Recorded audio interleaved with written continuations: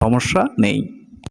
তবে মনে রাখবেন, ভালো হচ্ছে নামাজের পরে দোয়া, দুরুদ, জিকির, আজকার, তাসবিহ, তাহলিল এবং আপনার প্রতিদিনের আমল করার পরে যদি আপনি মুনাজাত করেন তাহলে উত্তম ভালো হবে। তবে মুনাজাতকে কেউ নামাজের অংশ মনে করবেন না।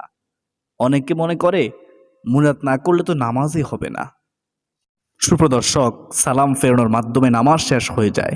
অজু অবস্থায় পশ্চিম দিকে ফিরে দোয়া করা মোস্তাহাব বা উত্তম, তবে এটা জরুরি নয়। অজু ছাড়া অন্য দিকে ফিরেও মুনাজাত করা যাবে। মুনাজাতে 2 হাত তোলা মোস্তাহাব। আল্লাহ তাআলা এটা পছন্দ করে যে মানুষ ভিক্ষুকের মতো তার দরবারে বিনীতভাবে হাত তুলে দোয়া করবে। এইভাবে দোয়া করলে সেটা আল্লাহ তাআলা কবুল করে নেন। সুবহানাল্লাহ।